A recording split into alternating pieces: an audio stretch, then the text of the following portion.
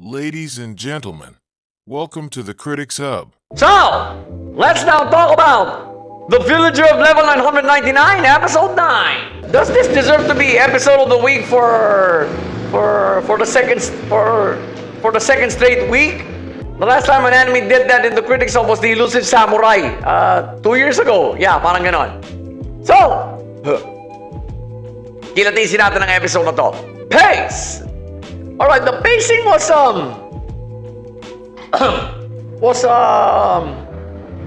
despite having that fight scene between Koji and the Dark Dragon, medyo chill pa ang dating. I did not feel any tenseness. Hindi ako, well, I was excited, pero hindi naman ako na, what's it called this? Na overexcited. All right, it had a surprisingly chill pacing. So, do I have complaints, guys? Wala. All right. The chill pacing probably was a warrant to the deep dive we got from this episode. Alam mo, kung pakinggan nyo ang lahat ng sinabi ng Dark Dragon dito, it's practically mind-blowing. Even Koji's mind got blown here. So overall, guys, I am totally satisfied with the pacing of this episode.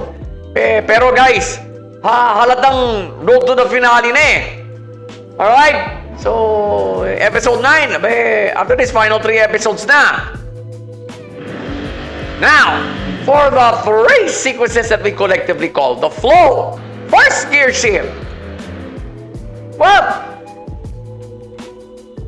the sequence that triggered the fight scene. Obviously, Koji makes his choice. What was Koji's choice?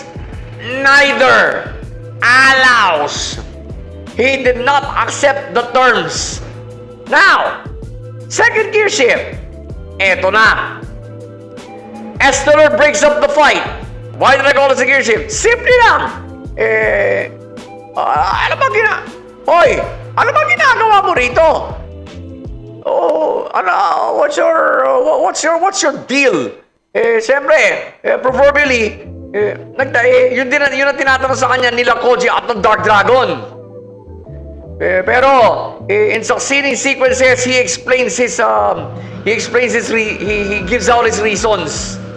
Now, third and final gear shift. Arguably the biggest one of them all. So far in this anime, Esteller releases the Demon King. But the main reason why I call this a gear shift, it's this. Hindi nasunod ang terms ng Dark Dragon, hindi rin nasunod ang terms ni Esteller. Sino ang nasunod dito? Si Koji, ang mismong bida. Alright? So, this just goes to show you how strong a character Koji Kagami is.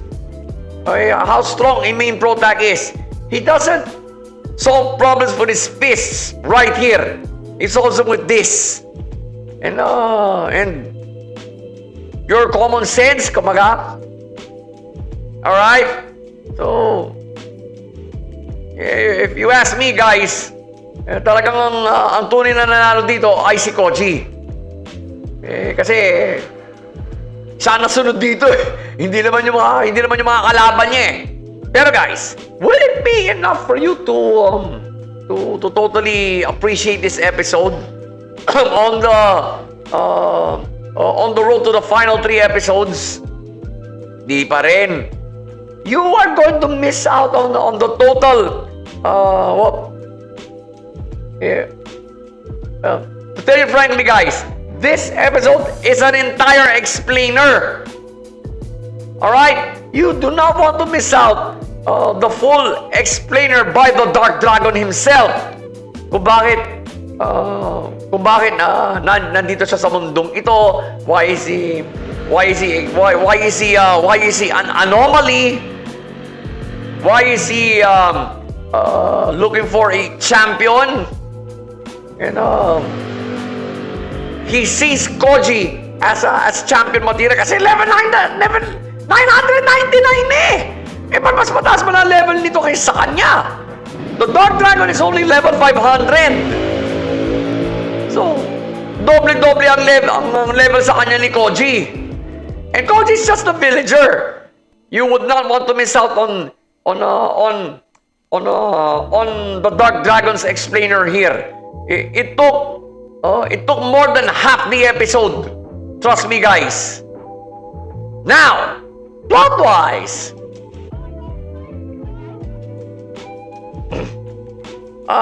there were hindi ko masasabing backstory, side story, or explainer eh.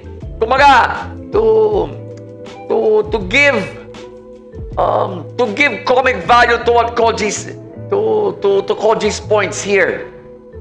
It was entertaining. Kaya, yung mga paliwanag ni Koji rito, hindi kayo mabobore.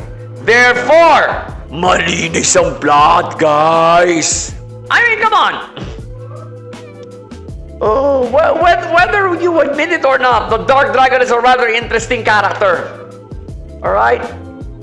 He's not the violent type. He's more of the level-headed frenemy type. He can go against Koji. He can even side with Koji.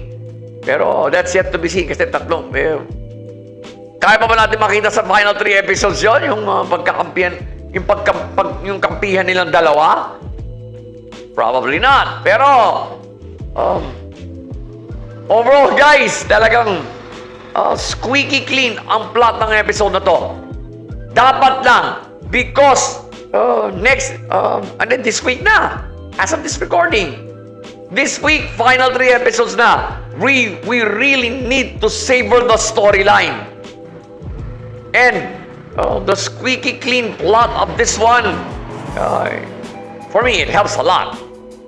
So, pace, flow, and plot all came together and, yeah, bring on the final 3 episodes. So, The Villager of Level 999, Episode 9,